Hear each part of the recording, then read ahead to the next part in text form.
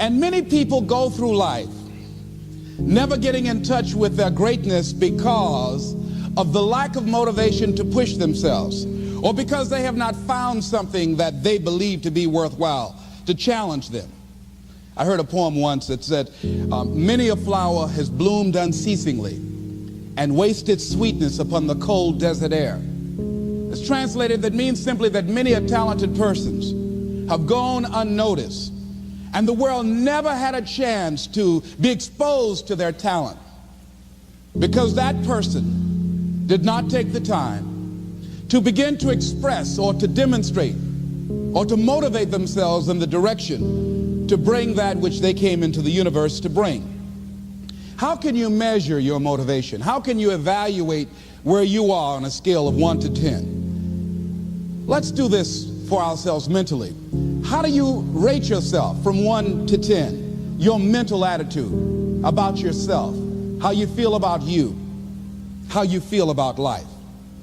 How do you rate yourself on a scale of 1 to 10 in terms of your physical appearance, in terms of your health?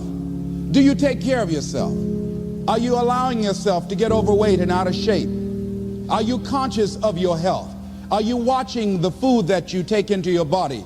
Do you make a deliberate effort to exercise? You know, it was George Burns, he said, we cannot help getting older, but we don't have to get old.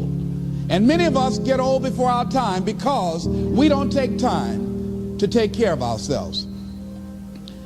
Your environment is a very good indicator. On a scale of 1 to 10, is it what you want it to be?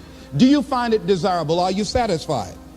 The job or career that you're involved in. Someone said that 85% of the American public are unhappy with their jobs. Are you spending 8 hours a day just doing time?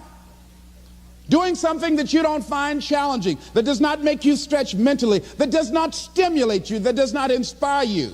Something that you don't find a sense of fulfillment in it. If you're doing that day in and day out, it has to affect how you feel about yourself, your level of motivation. Your relationships. What kind of impact is it having on your life? Is it nourishing or is it a toxic relationship? Does it drain you or does it build you up? Ask yourself that. How motivated are you to do something about it? Your contribution, your actions. What are you giving? Many people will leave the universe without a trace. No one will know they were here. And in fact, under their name, we could put under there, not used up. Will anybody know that you came this way? What contribution are you giving? What will you leave? What will be different because you came this way? Someone once said that life is our gift to us that God has given us, and how we live our lives is our gift to God. What kind of gift are you formulating? Is this a gift that you like to take back and do something else before you turn it in?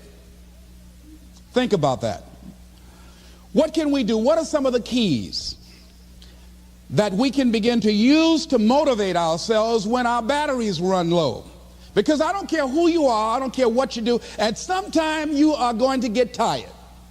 At some time you're going to get in a rut. Seem like nothing you do works out right.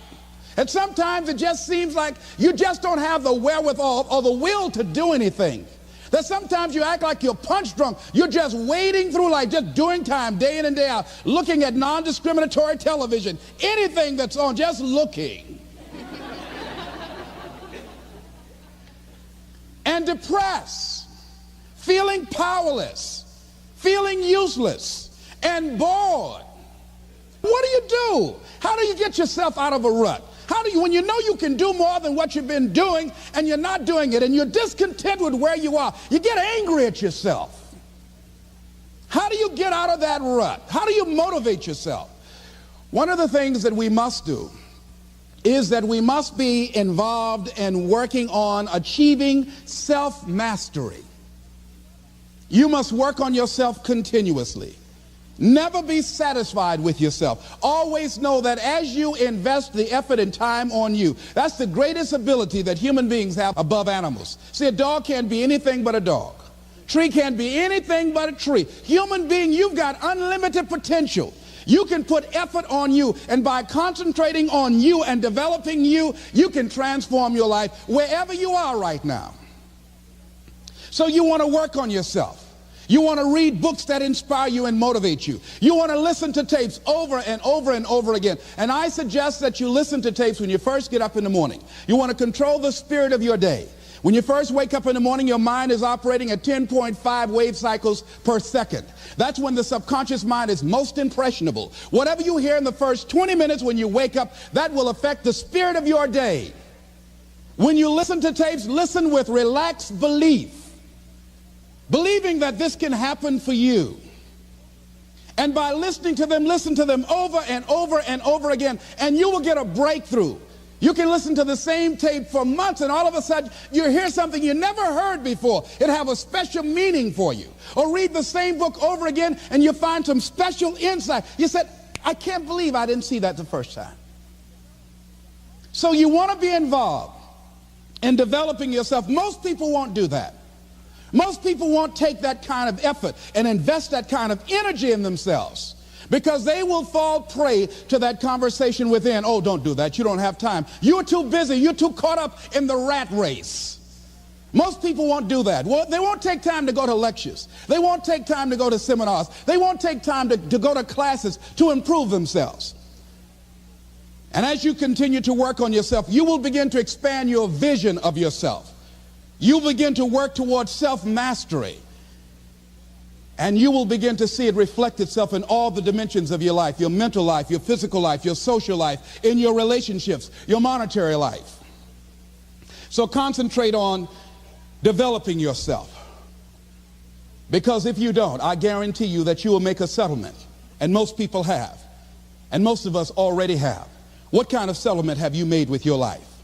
You know, when we make settlements, out of court settlements, you've heard them.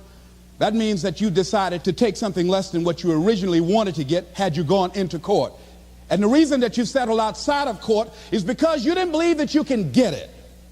So you made an out-of-court settlement. Many of us are making in-life settlement. We're settling for less than what we actually deserve. We don't feel good about it, but we make it work in our minds. We'll come up with some kind of excuse to make it all right. What kind of settlement have you made with your life? Many of us settle for less than what we want out of relationships because we don't have the courage to change them. I had a seminar I used to do called "Are You Living Together or Dying Together?" Many people are just dying together. Gladys Knight used to have a song that says, "Neither one of us want to be the first to say goodbye."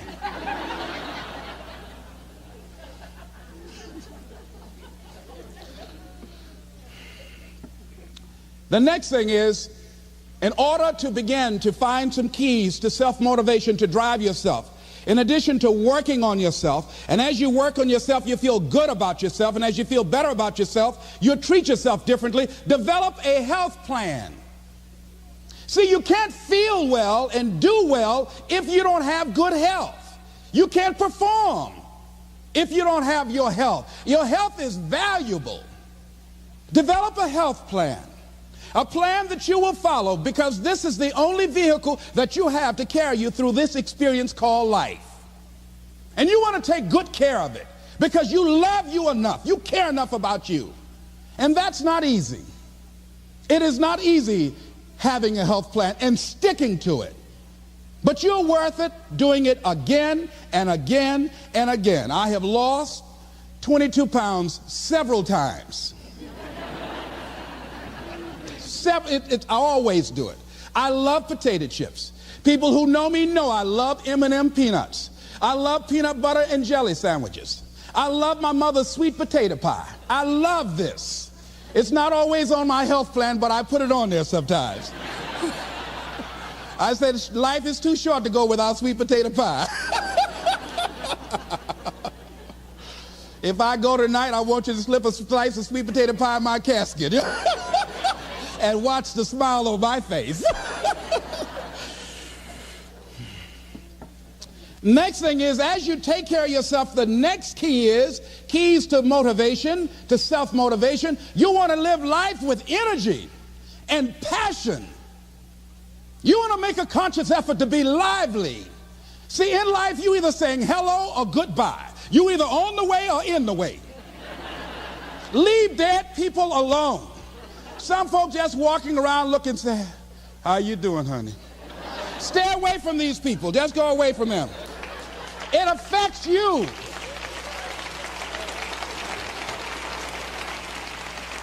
You want to smile. You want to be happy. You got a lot to be thankful for. But you watch some of the faces around you every day. And I tell you, some of these faces, they will put you in a depressed state of mind.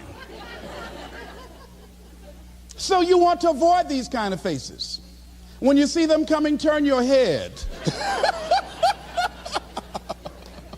Next thing is that you want to monitor your inner conversations. The things that you say to yourself. You want to watch them, and in watching them, you want to take charge.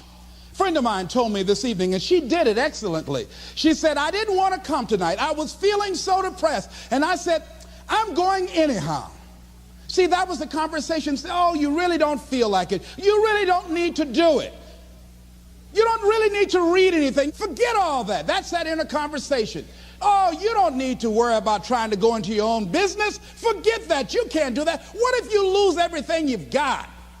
That inner conversation that stops you from doing the things you want to do less, don't do that. How can you possibly think about being a motivational speaker? You don't have the contacts, you don't have the money, you don't know the right people. You're going to get up there and your mind's going to go blank. Forget all that. You remember that time you got up before some people and you panicked? You stood up and your mind sat down? Don't you remember? And I said, yes. And then I said, shut up. So you've got to learn to stand up to yourself inside yourself and short circuit, override that conversation that's always going on. 85% of what that conversation will tell you is negative. It's negative. It will tell you you're tired when you really are not tired. It will tell you you can't do it. It will fill you with fear. So you've got to watch that conversation. And when you find it going on, you've got to stand up to it and say, I'm going to do this anyhow. I'm afraid, but I'm afraid not to do it. And I'm not going to let you stop me.